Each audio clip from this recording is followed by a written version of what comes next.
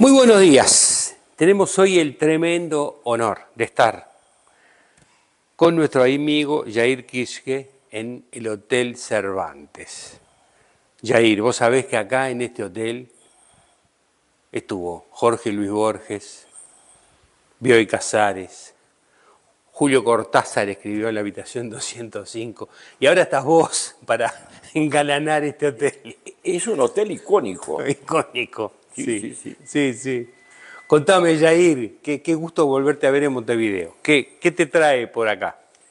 Bueno, pasa que por la generosidad de un grupo de amigos van a exhibir acá un documental sobre mi trabajo y de mis compañeros. Entonces yo tuve que venir.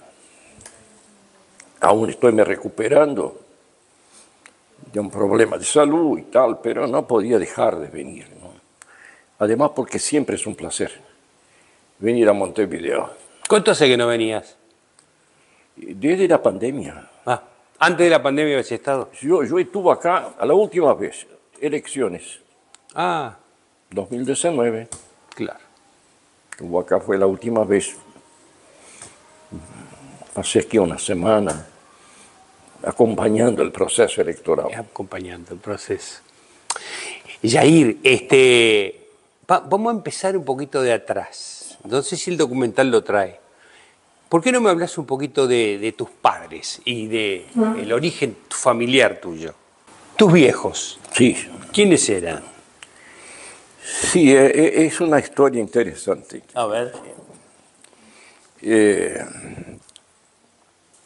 Mi familia paterna es anglicana. Entonces mi abuelo se fue a Brasil en función de la iglesia anglicana. ¿De dónde era? ¿De qué país? Sí, mi abuelo era alemán, Alemán. pero su madre era norteamericana. El padre alemán y la madre norteamericana. Por esto se acercó de la iglesia anglicana, porque ella era anglicana, ¿no? Y hace su formación en Estados Unidos y va a Brasil, ¿no? Como los pioneros. ¿Misionero también? Como Exactamente, misionero. exactamente, ¿no? Y mi mamá es de una familia, mi abuelo materno español, ¿no? Entonces, ¿Apellido? el apellido Lima. Y su madre era una auténtica gaucha, ¿no? De la gente tradicional de Río Grande del Sur, gente del campo, ¿no? Su abuelo había sido estanciero en Cruz Alta es el interior de Río Grande del Sur, ¿no? Y tierra de muchos protagonistas de la historia de Río Grande del Sur, ¿no? Y su abuelo fue combatiente de la guerra de Tríplice Alianza, entonces gente históricamente muy vinculada al campo y a las luchas de nuestra región, ¿no? Entonces es una contradicción, ¿no? Un pastor por el lado paterno y un tipo bastante revolucionario, mi abuelo español, ¿no? Hacía mucha política, pero siempre... ¿Ese es el apellido Kirchke? ¿El abuelo qué apellido tenía? Kirchke. Ese fue el apellido original. ¿Y el nombre de él cómo era? El nombre es George Upton Kirchke. Los Upton es otra historia muy interesante, ¿no? Porque originalmente eran de la Normandía. La familia se llamaba de Upton. Y eran hugonotes. Hugonotes. En la famosa noche de la matanza de San Bartolomeo, Sí. tuvieron que cruzar el Canal de la Mancha. Eso fue a Inglaterra para salvarse. En Inglaterra inglesaron el nombre de Upton para Upton. Entonces, mira, eso es una otra historia, ¿no? ¿Y tu papá? Mi papá sí nació en Río Grande. Río Grande está ahí a la orilla del mar, bien el sur de Brasil. Porque su padre, mi abuelo, era pastor ahí, ¿no? Entonces, mi papá nació ahí. Y mi papá no quiso ser pastor, ¿no? Seguir este trabajo de la iglesia anglicana. Y fue a hacer comercio. Mi papá fue un comerciante toda la vida. Entonces, y te digo así, mi papá fue muy interesante, ¿no? Porque joven tuvo una militancia política importante. La revolución 1930, donde Getúlio Vargas llega al poder. Él fue un participante, fue un revolucionario, ¿no? Y mientras la vida va andando, ¿no? Se transformó en un tipo conservador. Mira. Pero me bancaba ¿no? Mi trabajo con refugiados, todas estas cosas, ¿no? Un hombre de izquierda.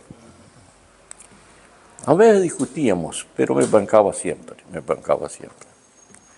Fuimos muy amigos, muy amigos. Era una relación más que una relación de padre e hijo, eran de amigos también, ¿no? ¿Y cuándo empieza con esta tradición revolucionaria? Vos estás ahí en la cuna, digamos, del... Sí, exactamente, exactamente. Yo así recuerdo de niño, por ejemplo, en la casa de mi abuelo materno, ¿no? Había una mesa enorme. Y el almuerzo siempre tenía 20 y pico de personas. Era el horario de hacer política, ¿no? Y esto a mí me impresionaba mucho, ¿no? Esta cosa. Por este veterano junta a toda esta gente, ¿no? Para discutir política, ¿no? Esto te marca, ¿no? Y por otro lado, el abuelo paterno, ¿no? Un pastor. Pero además de un pastor, un lingüista. Este mi abuelo paterno, mira, tuvo la audacia de escribir un libro bajo el título del reto uso de preposición en lengua portuguesa. O sea que un lingüista de alcurnia, digamos. Sí, Sí. ¿no? Hablaba inglés con pronuncia norteamericana y pronuncia británica, el acento británico y norteamericano. Hablaba hebraico, hablaba griego antiguo y griego moderno, Opa, y ahí va. no me digas. Sí, a él le encantaba esto, ¿no? Tanto que escribió un libro sobre lengua portuguesa, ¿no? Te digo, si sus homilías siempre empezaba. ¿Lo llegaste a ver haciendo homilías Sí, en la iglesia? sí. Y tengo algunas, porque escribía. Tomaba una palabra y a raíz de la palabra hacía su homilía. Interesante, ¿no? Bien, ¿eh? Entonces usaba sus conocimientos lingüísticos para hacer su prédica. ¿Y vos qué heredás de esa prédica? Vos, ya estos almuerzos multitudinarios un poco ya te marcan. ¿Y cómo va evolucionando tu personalidad en este mundo? Yo te digo así, hay esta vivencia, ¿no? Muy contradictoria con los abuelos. Me llama la atención. Después hay en Río Grande del Sur un episodio que tiene que ver con la política brasileña. Hablo de 1961, cuando el presidente de la nación, Jânio Quadros, renunciar a la presidencia. El vicepresidente era João Goulart, que justo neste momento estava em uma visita oficial à União Soviética e à China. Y ahí la renuncia, él estaba volviendo y los militares... ¿Quién renuncia? ¿La renuncia es de quién? Del presidente de la nación. A pesar de estar en gira, estando en gira renuncia. No, Jean Goulart era vicepresidente. Ah. La renuncia del presidente. Dice la Constitución que ante la renuncia, la muerte del presidente, ¿quién asciende? El vicepresidente. Y los militares dicen que no, João Goulart no puede ascender. Era gobernador de Rio Grande do Sul, Leonel Brizola, cuñado de João Goulart, y que empieza un movimiento por la legalidad. ¿Qué legalidad? Cumplir la Constitución. Y el vicepresidente ascender. El Palacio del Gobierno de Rio Grande do Sul se transforma en una trinchera, ¿no? Arma el palacio con ametralladoras, todo ahí. Y empieza una cosa que hoy yo digo, una red social por la radio. Una red social. Por la radio, una cadena de legalidad. Él, de una radio importante de Porto Alegre, requisita los transmisores y instala la radio en el sótano del palacio. Y la radio empieza a transmitir 24 horas al día. En esta época las radios, la gran mayoría, a la medianoche cerraban, ¿no? Y transmitía en inglés, en alemán, en francés, ¿no? Para el mundo. Y la gente empieza a juntarse al gobernador, juntarse. Y ahí yo estoy ahí también, muy joven, 20 y pico de años ahí. Todavía sigue habiendo ahí. El mayor conjunto militar del ejército brasileño está en Rio Grande do Sul, donde hay más efectivos militares. Entonces llamado el tercer ejército, poderosísimo, y que recibía órdenes del ministro del ejército para invadir el palacio y terminar con esto. Pero no logró.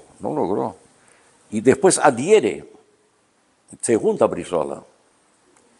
Es muy interesante porque fue una lucha que otro día yo comentaba esto, cómo pasó en el sur de Brasil, no fue en São Paulo, Río de Janeiro, poco se habla.